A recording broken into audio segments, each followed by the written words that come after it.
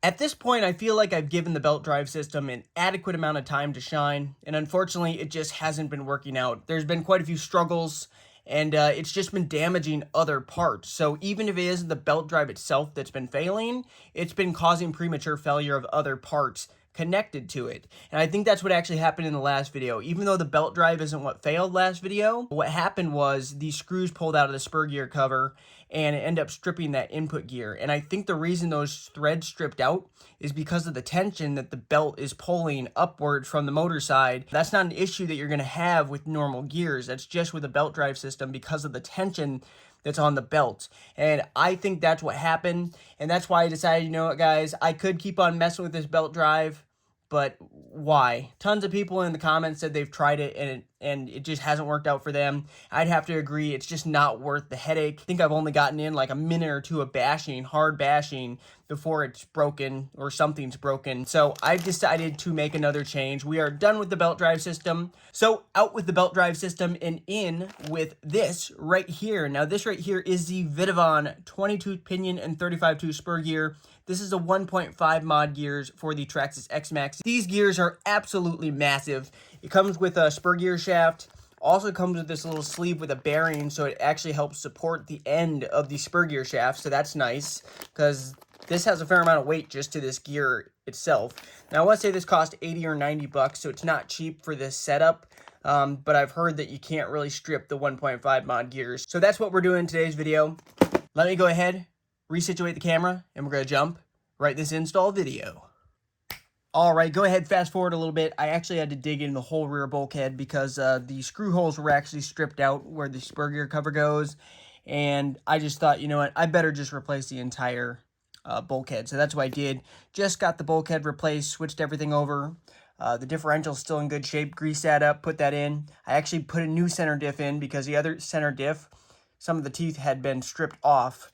And here is that input gear, basically sheared completely off. This is the one that sits right down in here. It stripped the input gear and it stripped part of the center differential gear.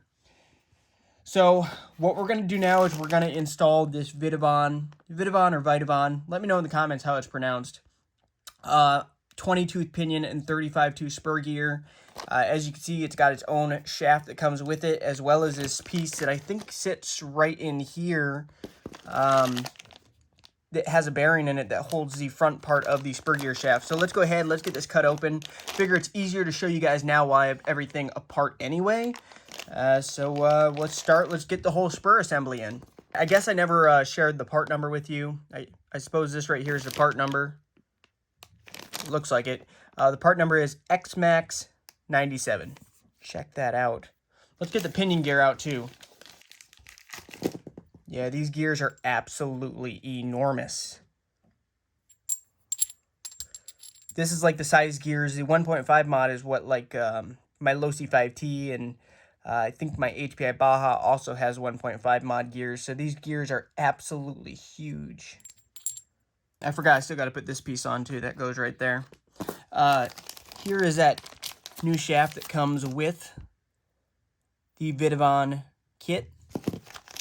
And looks like a couple bearings and shims. So this piece right here in the kit that has the bearing just fits right down in here. And then obviously the shaft is going to go into it like that.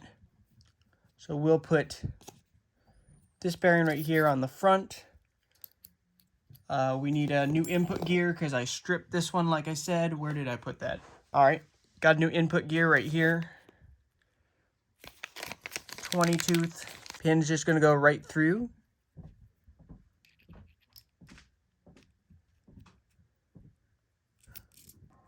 And that's just going to slide in place like that.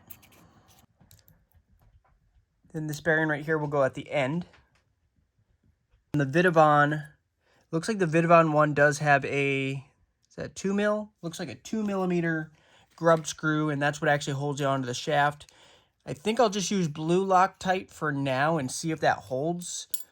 We might have to go orange going forward. Got to dab a thread lock on it. Thread that in. Hopefully you guys are seeing this all right. And there's a flat side on this shaft right here. Don't know if it matters which way you tighten it from. Actually, it's shaped the same way as the shaft, so actually it doesn't matter. I guess this grub screw is just there for a little extra assurance, because the shape of the actual bore of the hole fits that perfectly, so it can't really slide anyway. Whoop, got dog hair all over the place. Got dogs, what can you do? All right, there we go.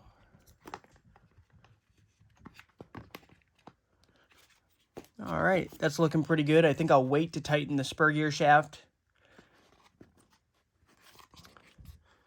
Yeah, that's looking pretty good. I really do like how they have that little insert right there that helps support the front of the spur gear shaft. Now I just got to get the spur gear cover back on.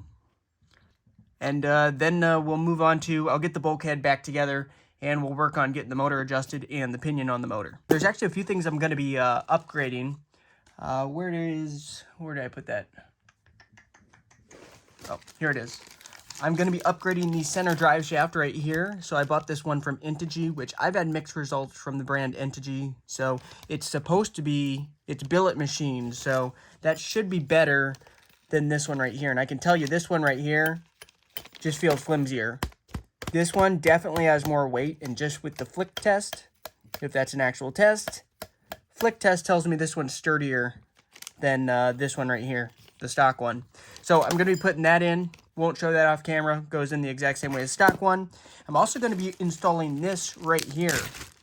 Now this is a cheap 3D printed plastic version, but it's actually a bearing holder that goes up underneath the skid plate and holds the center drive shaft in place so it doesn't bend. Because on big impacts, when the chassis actually flexes, the center drive shaft can bend. So this goes and cradles the drive shaft, something like that.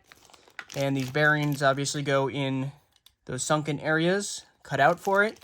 And then this piece goes over top. And I don't know if there's any screws that hold it or if it just, there's no screw holes. So I don't know what holds this in place. I guess just putting the skid plate over it is what holds it in place. But I'm going to do that off camera as well. But like I said, I'll be back with you guys once I get the rest of the rear bulkhead put back together. You know, guys, I don't know exactly what size these bearings are that they included, but I'm having a very difficult time getting this to slide onto this shaft.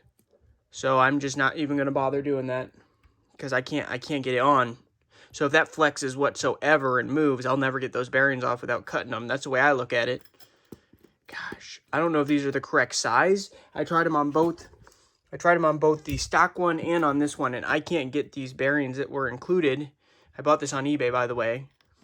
I can't get the bearings to slip on to the shaft, so I'm not using that now.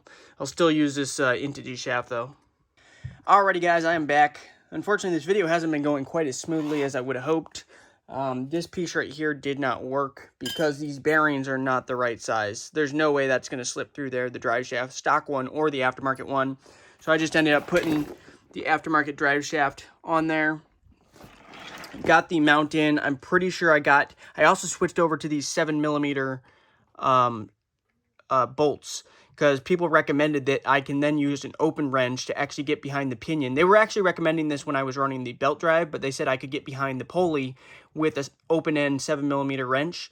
So that's what I did. I went ahead and I installed some 7mm bolts. So, but I think I got it set already about right. So I just got to get the pinion on where I'm fumbling everything. I'm losing everything. All right, here's the pinion gear right here. I need to put a dab of thread lock on this, but first let's see if this is actually going to work. Pretty sure the gear mesh is set good. Actually, I'm going to put it on the other way. Spin it around. All right.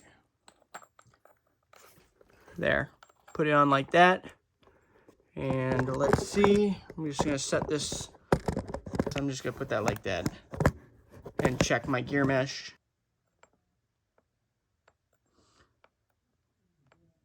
I think that'll do. I think I'm going to go ahead, button up the rest off camera, but if you did enjoy this video, go ahead, hit that like button, subscribe, and stay tuned for the next video where we will be testing out the 1.5 mod VITAVON gears.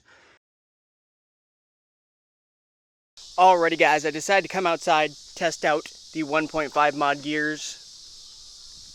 I'm just going to be running the thing on 6S. I've got two 3-cell packs hooked up. We're just going to test it out in the street real quick and see how she does.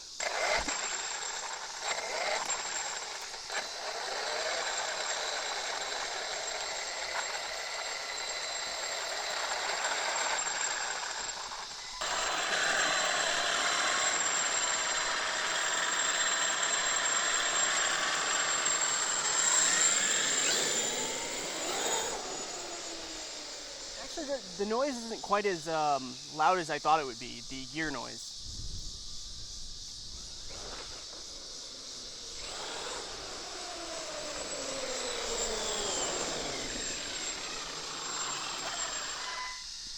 Do a launch, ready, get set.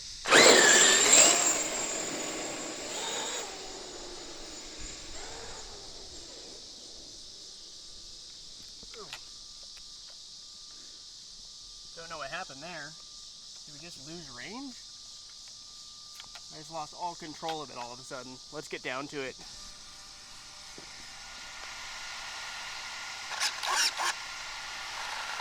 Doesn't appear we have any lights blinking. Now it works fine.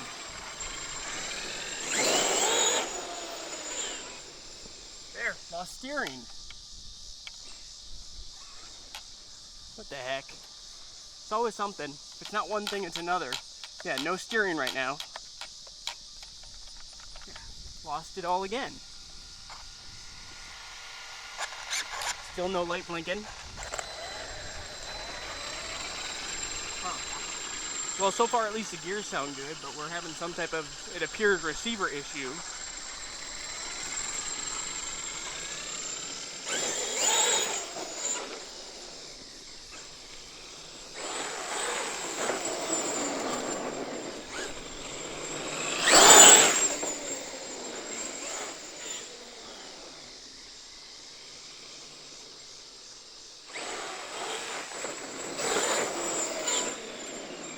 When I keep it close, we got steering and everything. Like when I go a little bit of a distance away, we lose it. But so far, yep, there. Didn't even go that far away, and we lost signal or something. I think we're losing receiver. But I think I'm gonna wrap up this video. I might have to look at that receiver real quick. Maybe the receiver's going out, having some sort of range issue. But stay tuned for the next video where we're gonna test this out and probably bash it. So, thanks for watching. See you later.